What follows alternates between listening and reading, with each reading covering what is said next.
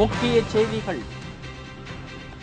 சங்கரன் கோவில் இடைத்தேர்தலில் தேமுதிக வேட்பாளரின் வேட்புமனு உட்பட 13 மனுக்கள் ஏற்பு, 23 மனுக்கள் தள்ளுபடி.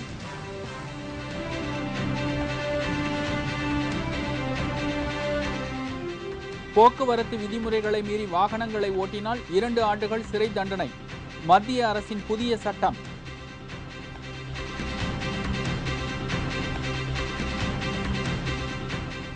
அதிமுக அரசின் மின்சார தடை அமலுக்கு வந்தது, கோவை மண்டல தொழிற்சாலைகள் பாதிப்பு.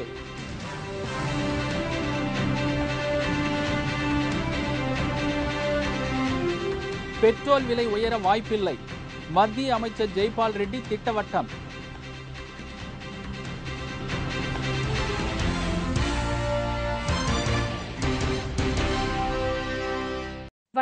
வணக்கம். விரிவான செய்திகள். சங்கரன் கோவில் இடைத்தேர்தலுக்கான வேட்புமனு தாக்கலில் தேமுதிக வேட்பாளர் உட்பட 13 பேரின் வேட்புமனுக்கள் ஏற்றுக்கொள்ளப்பட்டுள்ளன. 20 சுயேட்சைகளின் வேட்புமனுக்கள் நிராகரிக்கப்பட்டுள்ளது. சங்கரன் கோவில் இடைத்தேர்தலுக்கு 33 பேர் வேட்புமனு தாக்கல் செய்திருந்தனர். இந்நிலையில் வேட்புமனுக்கள் மீதான பரிசீலனை இன்று நெல்லை மாவட்ட ஆட்சியர் அலுவலகத்தில் நடைபெற்றது. மனுக்களை பரிசீலித்த தேர்தல் அதிகாரிகள் தேமுதிக வேட்பாளர் முத்துக்குமார் உள்ளிட்ட 13 பேரின் வேட்புமனுக்களை ஏற்றுக்கொண்டனர். அதைத் தொடர்ந்து 20 சுயேட்சைகளின் வேட்புமனுக்கள் சரிவர பூர்த்தி செய்யப்படாமல் இருந்ததால் அதனை நிராகரித்துவிட்டனர். வேட்புமனு ஏற்றுக்கொள்ளப்பட்டுள்ள நிலையில் தேமுதிக வேட்பாளர் முத்துக்குமார் சங்கரன் கோவில் தொகுதியில் வீடுதோறும் சென்று தீவிர வாக்கு சேகரிப்பில் ஈடுபட்டுள்ளார். இதனால் சங்கரன் கோவிலில் தேர்தல் பிரச்சாரம் சூடுபிடிக்க தொடங்கியுள்ளது. வேட்புமனுக்கள் வாபஸ் பெற 3ஆம் தேதி கடைசி நாளாகும். அன்றைய தினம் மாலை வேட்பாளர் இறுதி பட்டியல் வெளியிடப்பட உள்ளது. வரும் 18ஆம் தேதி இடைத்தேர்தல் நடைபெற்று 21ஆம் தேதி வாக்குகள் எண்ணப்படும். விதிமுறைகளை மீறி வாகனம் ஓட்டுபவர்களுக்கு 2 ஆண்டுகள் சிறை தண்டனை விதிக்கப்பட உள்ளது. இதற்கான சட்டம் கொண்டுவர மத்திய அமைச்சரவை ஒப்புதல் அளித்துள்ளது. நாட்டின் சாலை போக்குவரத்து மேம்பாடு அடைந்து வருவதோடு சாலை விதிகளை மீறுவோரின் எண்ணிக்கையும் நாளுக்கு நாள் அதிகரித்து வருகிறது. இந்நிலையில் சாலை விபத்தில் பலியாவோரின் எண்ணிக்கையும் கடந்த ஆண்டை விட இந்த ஆண்டு உயர்ந்து வருகிறது. இதனை கட்டுக்குள் கொண்டு வருவதற்காக மத்திய அரசு தீவிர முயற்சி எடுத்து வருகிறது. அதன் ஒரு பகுதியாக சாலை விதிமுறைகளை மீறுவோருக்கு அதிக அளவிலான அபராதமும் சிறை தண்டனையும் விதிக்கும் விதமாக சட்டத்தில் திருத்தம் கொண்டுவரப்பட உள்ளதாக தெரிவிக்கப்பட்டுள்ளது. இதில் முதல் கட்டமாக மொபைலில் பேசியபடி வாகனம் ஓட்டுவோருக்கு 500 ரூபாயும், அதிகப்படியான குற்றங்களுக்கு 5000 ரூபாயும், சீட் பெல்ட் மற்றும் ஹெல்மெட் அணியாமல் வாகனம் ஓட்டுவோருக்கு 500 முதல் 1500 ரூபாய் வரையும் அபராதம் விதிக்கப்பட உள்ளதாக தெரிவிக்கப்பட்டுள்ளது. தொழில் நிறுவனங்களுக்கான மின் விடுமுறை இன்று முதல் அமலானது. தொழிற்சாலைகளுக்கான மின்வெட்டை தமிழக அரசு 40% அதிகரித்துள்ளது. இதனையொட்டி வாரம் ஒரு நாள் மின்வெட்டு என்ற முறையை தமிழக அரசு அறிவித்திருந்தது. இந்த திட்டம் இன்று முதல் தமிழகத்தில் நடைமுறைக்கு வந்துள்ளது.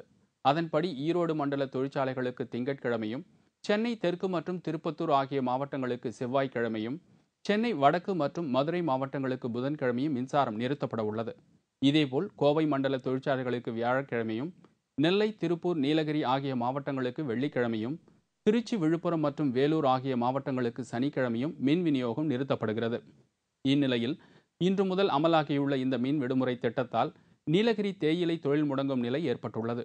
இதுகுறித்து செய்தியாளர்களிடம் பேசிய அந்த பகுதி மக்கள், தமிழகத்தின் தண்ணீர் தொட்டில் என்று அழைக்கப்படும் நீலகிரியில் இருந்து மின்சாரம் தயாரிக்கப்பட்டு மற்ற மாவட்டங்களுக்கு தரப்பட்டு வரும் நிலையில் தங்கள் பகுதியில் மின்வெட்டை போக்க வேண்டும் என்று கோரிக்கை விடுத்துள்ளனர்.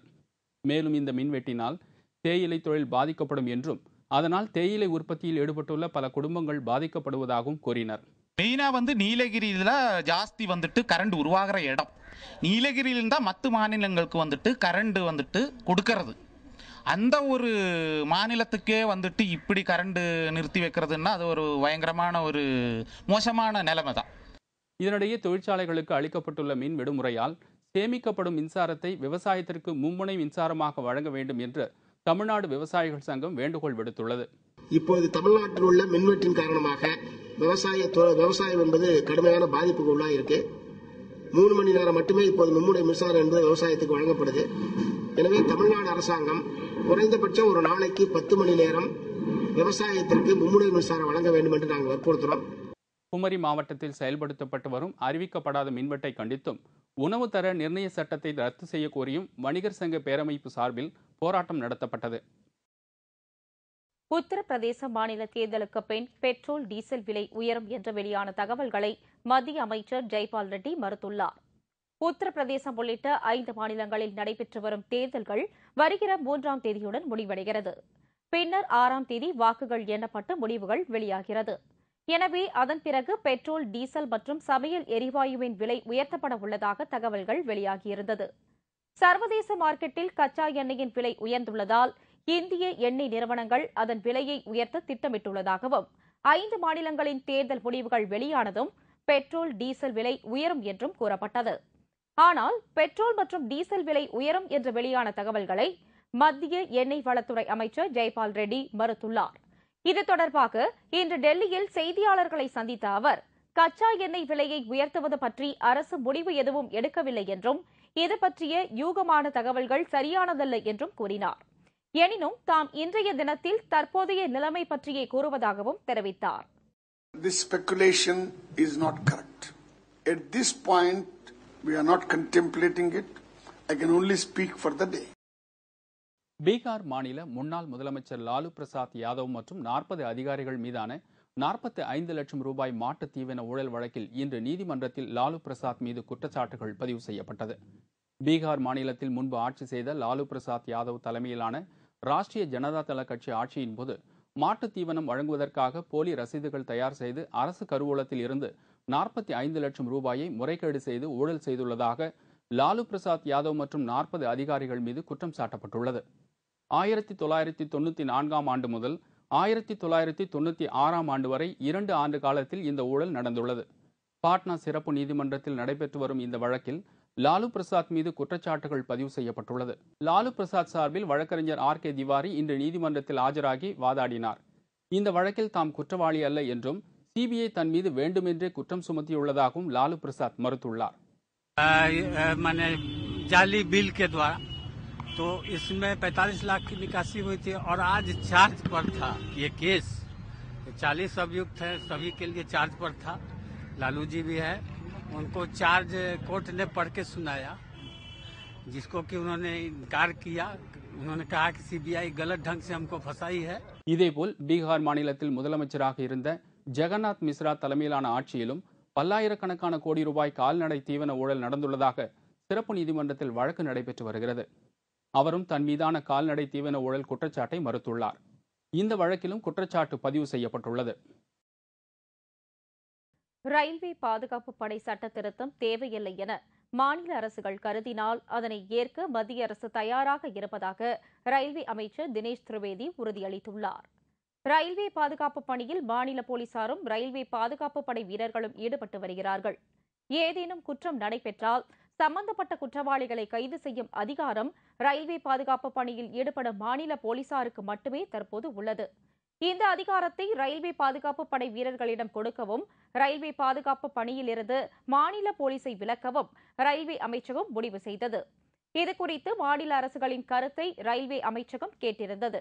இதற்கு குஜராத், தமிழ்நாடு, ஒடிசா உள்ளிட்ட காங்கிரஸ் ஆட்சி அல்லாத மாநில அரசுகள் கடும் எதிர்ப்பு தெரிவித்தன. இதுகுறித்து பிரதமர் மன்மோகன் சிங்கிற்கு முதல்வர்கள் நரேந்திர மோடி, ஜெயலலிதா, நவீன் பட்நாயக் ஆகியோர் அண்மையில் கடிதம் எழுதியிருந்தனர். இந்நிலையில் மாநில அரசுகள் ஏற்காத பட்சத்தில் சட்ட திருத்தம் மேற்கொள்ளப்பட மாட்டாது என ரயில்வே அமைச்சர் தினேஷ் திரிவேதி தெரிவித்துள்ளார். இந்த சட்ட திருத்தம் மேற்கொள்ளப்படாவிட்டால் ரயில்வே சொத்துக்களையும் பயணிகளையும் பாதுகாப்பதில் நிலவும் சிக்கல் மேலும் நீடிக்கும் என்று தினேஷ் திரிவேதி கூறினார். நீதிமன்றத்தின் உத்தரவை தமிழக அரசு உடனடியாக அமல்படுத்த வலியுறுத்தி தமிழகம் முழுவதும் மக்கள் நல பணியாளர்கள் இன்று போராட்டத்தில் ஈடுபட்டனர். அதிமுக அரசு ஆட்சிக்கு வந்ததும் கடந்த நவம்பர் 8ஆம் தேதி 13,000 மக்கள் நல பணியாளர்கள் பணி நீக்கம் செய்யப்பட்டனர். அதைத் தொடர்ந்து உயர்நீதிமன்றத்திலும் உச்சநீதிமன்றத்திலும் வழக்கு தொடர்ந்ததில் மக்கள் நல பணியாளர்களுக்கு தமிழக அரசு மீண்டும் பணி வழங்க வேண்டும் என்று தீர்ப்பு வழங்கப்பட்டது. ஆனால் இதுவரை மக்கள் நல பணியாளர்களுக்கு தமிழக அரசு பணி வழங்கவில்லை என்பதால் மாநிலம் முழுவதும் மக்கள் நல பணியாளர்கள் தங்களின் பணி நீக்க உத்தரவை எரிக்கும் போராட்டத்தில் ஈடுபட்டனர்.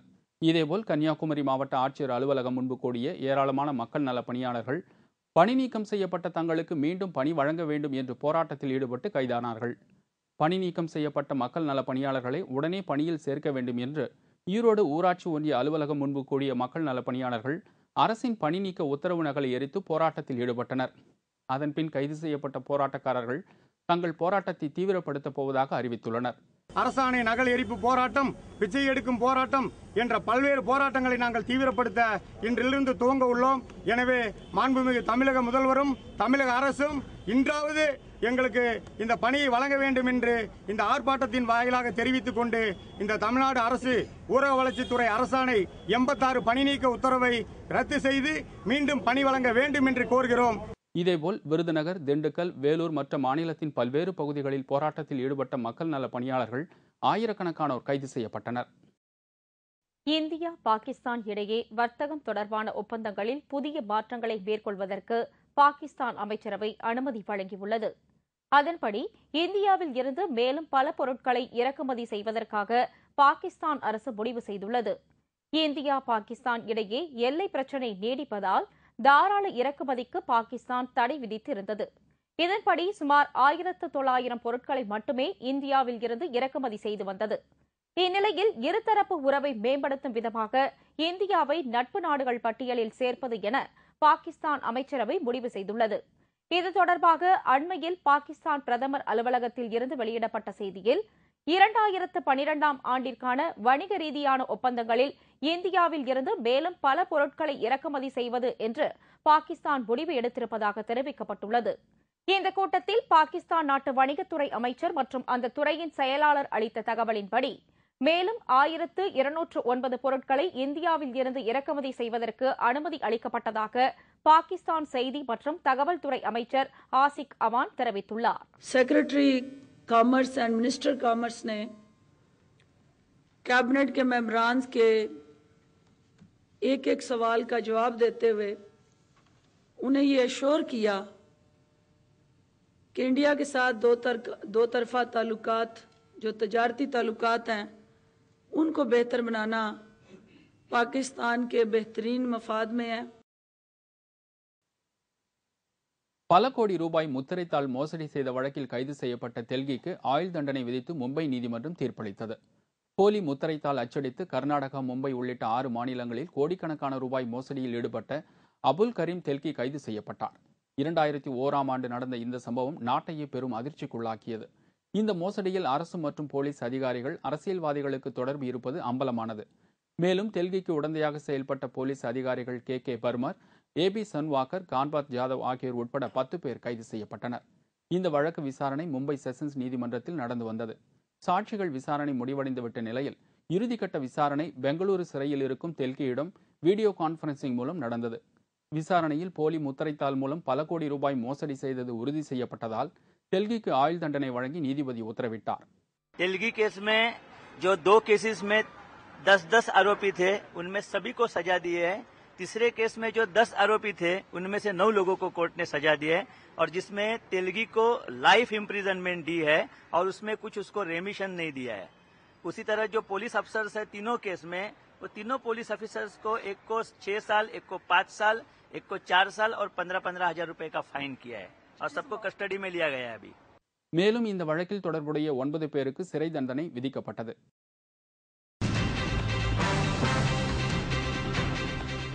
திருச்சி அருகே நடைபெற்ற வினோத திருவிழா. நூற்றுக்கணக்கான ஆட்டுக்குட்டிகளை கடித்து குதறிய பூசாரியின் ஆவேசம்.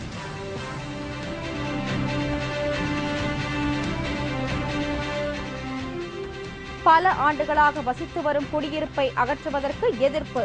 பெண்கள் தீக்குளிக்க முயன்றதால் பரபரப்பு. மற்றும் பல செய்திகள் விளம்பர இடைவேளைக்கு பிறகு.